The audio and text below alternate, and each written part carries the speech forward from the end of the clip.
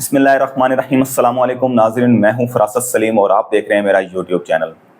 ناظرین، پاکستان تحریک انصاف نے کل احتجاج کی کال دی ہوئی تھی راولپنڈی میں، اور تحریک انصاف کا جو احتجاج ہوا اور شام کو جا کر جو کے پی کے وزیر اعلیٰ تھے علی امین گنڈا پور، انہوں نے واپسی کا اعلان کر دیا اور احتجاج ختم کر دیا، جس کے بعد انہیں سخت تنقید کا نشانہ بنایا گیا تحریک انصاف کی جانب سے، یعنی کہ تحریک انصاف کے جو کارکنان ہیں، جو وہاں لوگ آئے ہوئے تھے، انہوں نے علی امین گنڈا پور کی گاڑی کا گھیراؤ کر لیا کہ آپ نے ہمیں بلا کر آپ نے احتجاج ختم کیوں کر دیا۔ ناظرین، میں آپ کو بتاؤں، انہوں نے ایک بہترین جو ہے وہ لائحہ عمل اپنایا احتجاج ختم کرنے کا اعلان کر کے۔ اس کی وجوہات یہ ہیں کہ انہوں نے بھانپ لیا تھا کہ پنجاب حکومت کس نیچ حرکت پر اتر آئی ہے۔ ناظرین، پہلے تو میں آپ کو یہ بتا دوں کہ پاکستان تحریک انصاف نے جو یہ احتجاج کی کال کا اعلان کیا، یہ ایک بہترین اسٹریٹجی ہے ان کی۔ عمران خان جیل میں بیٹھا شخص، اس ایک شخص نے طاقتور اداروں کو، حکومت کو، پنجاب حکومت کو، یعنی کہ تمام کو جو ہے نا پریشانی میں مبتلا کر رکھا ہے کہ وہ بیچارے سوچ رہے ہیں کہ ہم کریں کیا، کہ عوام جو ہے اس کی محبت عمران خان سے ختم ہونے کا نام نہیں لے رہی۔ عمران خان جیل میں بیٹھا، ہم نے اتنے پرچے اس پر کاٹ دیے، اس کے خلاف اتنا پروپیگنڈا کر دیا، لیکن پھر عوام نے 8 فروری کو اس کو بغیر نشان کے اسے جتوا بھی دیا۔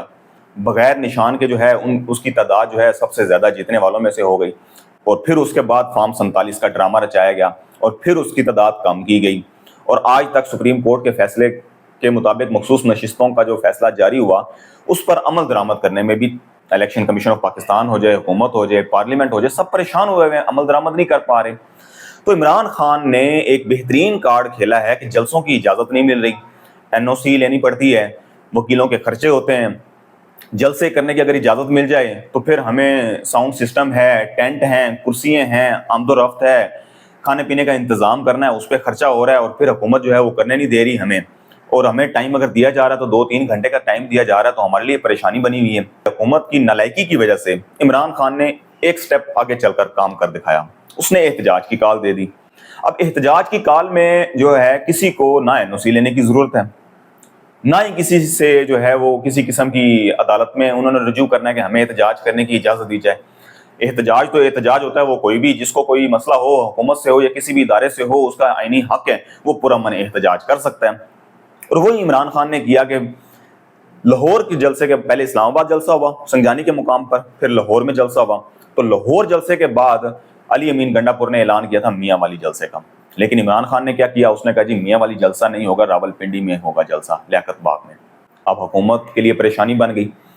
پھر عمران خان نے جب حکومت سوچ بچارے میں پڑ گئی، اب یہ کیا ہو گیا، پنجاب حکومت پھر ٹوٹ پڑی، پریس کانفرنسز کر کر کے تھک گئی کہ ہم جلسے کی اجازت نہیں دیں گے، یہ نہیں ہوگا، وہ نہیں ہوگا۔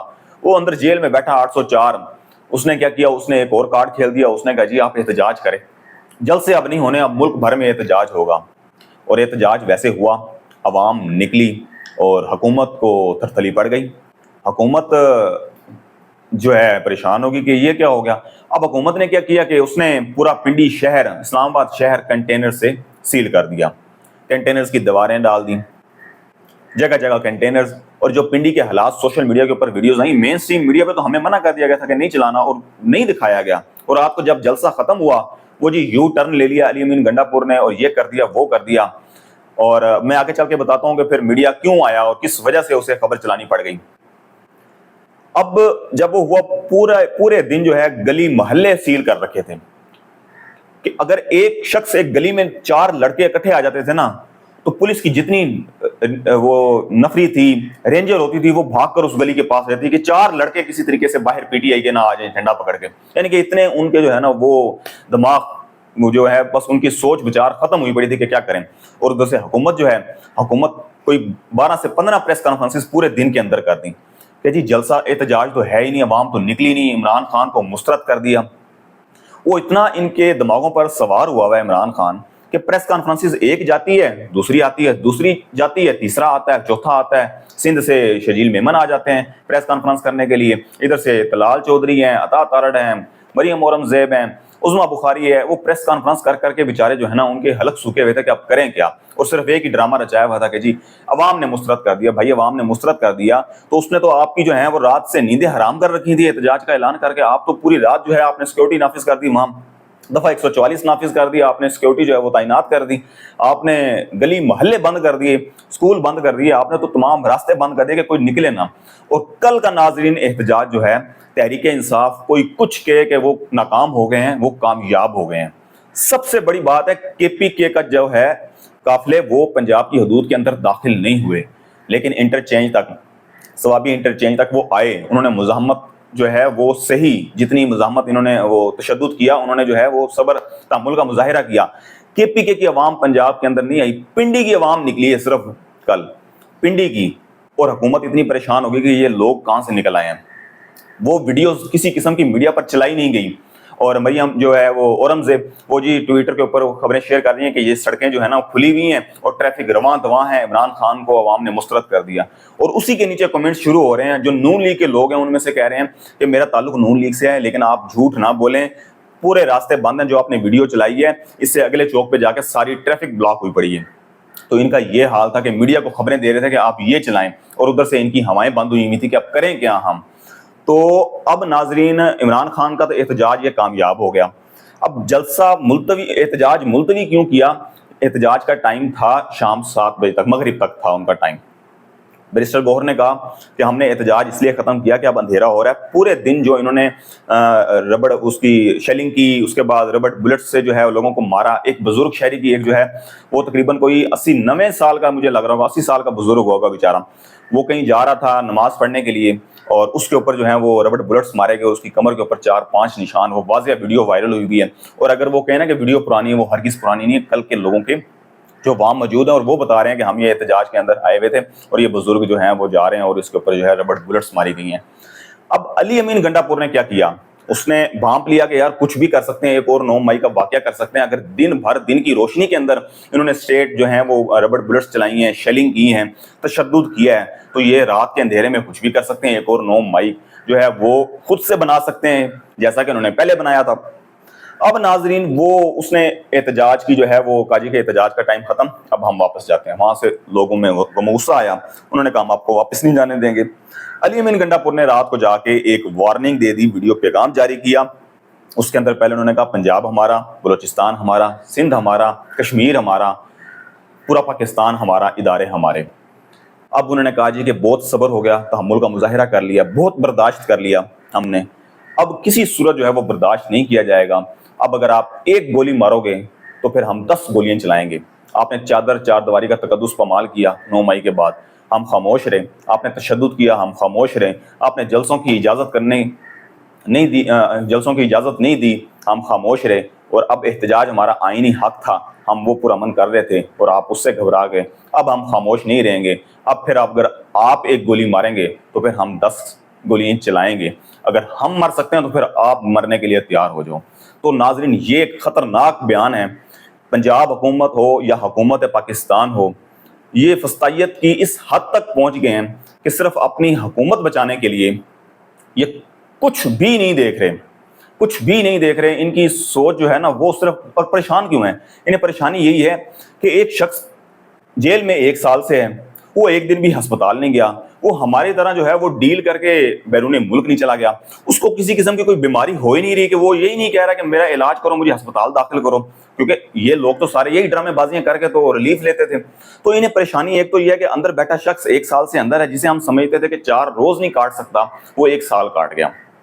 اس کے علاوہ اس کے ساتھ عوام جو ہے وہ اس کی محبت ختم ہی نہیں ہو رہی. اور ہمارے ساتھ تو 10 لوگ باہر نہیں نکلتے تھے جب میاں صاحب کو باہر نکالا گیا تھا. اور اس کے ساتھ جو ہے وہ ایک اعلان کرتا ہے اور احتجاج کی کال دیتا ہے تو لوگ ہزاروں سڑکوں پہ آ جاتے ہیں. تو یہ ان کے اس پہ سوار ہے، سروں پہ، دماغوں پر. اور دوسرا کہ اگر الیکشن کل کلا ہوتے ہیں، ابھی جتنے دن زندگی کے ہیں ہمارے سیاسی زندگی کے وہ ہم گزار لیں، ہمارے بڑھتے جائیں، 4 سال 5 سال پورے کریں ہم.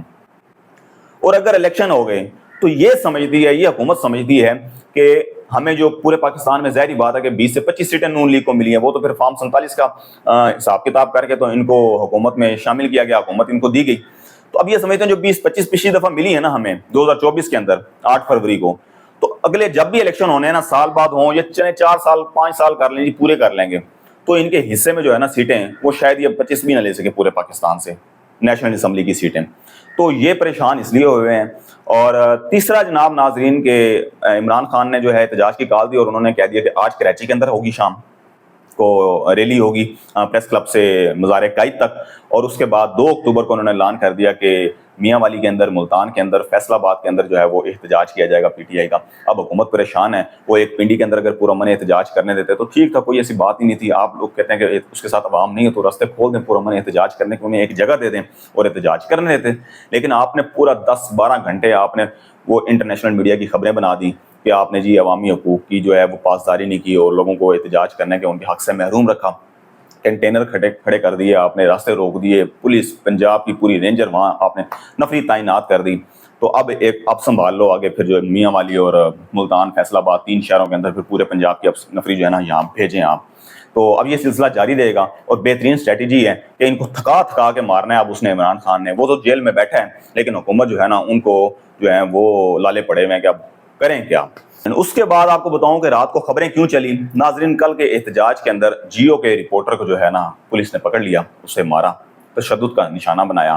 حیدر شیرازی ان کا نام ہے. اس کے علاوہ اور بھی لوگ جو ہیں رپورٹرز، ان کو پولیس نے پکڑا، گاڑیوں میں ڈالا، تشدد کیا. تب میڈیا کے اوپر جا کے نا ہیڈ لائنز چلیں، خبریں چلیں کہ پولیس کا صحافیوں پر تشدد. اب حیدر شیرازی جو سینئر رپورٹر ہیں جیو کے پنڈی میں، انہوں نے بعد میں آ کے ان کا یعنی کہ منہ پہ تشدد کے نشان تھے، زخم تھے، چوٹیں لگی ہوئی تھیں سر پر، منہ پر. انہوں نے جو آگے بیان دیا ہے وہ کہا جی کہ مجھے دھمکی دی گئی ہے کہ آپ کو پولیس مقابلے میں مار دیں گے. ایک رپورٹر کہہ رہا ہے جیو نیوز کا، کوئی چھوٹا موٹا چینل نہیں، XYZ نہیں، جیو نیوز کا چینل کا رپورٹر کہہ رہا ہے کہ مجھے قتل کی، پولیس مقابلے میں مار دینے کی دھمکی دی اور کہا جی کہ تمہیں 9 مئی کے واقعے کے اندر جیل میں ڈال دیں گے. او بھائی خدا کا خوف کر لو، 9 مئی بھول جاؤ، اتنا سوار ہوا پڑا ہے، آپ کے پاس کچھ اور ہے ہی نہیں جس کو پکڑنا ہے آپ نے ڈال دینا. آئی جی پنجاب وہ عثمان صاحب ہیں، وہ کہتے ہیں جی بس ان کو جو ہے نا وہ کہتے ہیں کہ جی پی ٹی آئی کا کوئی بندہ ہے نا یا کوئی بھی ملزم کوئی کسی کیس میں پکڑنا ہے نا تو اس کو 9 مئی کے اندر ڈال دو. آپ کی پنجاب پولیس نے وہ کرپشن کی انتہا کی ہے نا، وہ پیسہ بٹورا نا جیبوں کے اندر ڈالا ہے 9 مئی کے واقعے کے اوپر کہ جب وہ آپ جائیں گے نا اور حکومت کل عمران خان کی آئے گی تو پھر آپ پھر بھاگتے پھریں گے کہ اب جائیں کیا. تو آئی جی صاحب آپ کو پتہ ہے سب کچھ کہ ہمارے جو نچلا عملہ ہے اس نے کتنی کرپشن کی ہے، کتنا پیسہ بٹورا ہے لوگوں کو 9 مئی کے پرچے کے اندر ڈال کے. تو ناظرین اس کے علاوہ ایک افسوسناک واقعہ ہوا بلوچستان کے اندر، جو ہے 7 مزدوروں کو قتل کیا گیا رات کو اور ان کا تعلق شجاع آباد سے ہے. تو بڑا ہی افسوسناک واقعہ ہے. اس پر گفتگو جو ہے میں اگلی ویڈیو میں کروں گا. مجھے دیجیے گا اجازت. اللہ حافظ.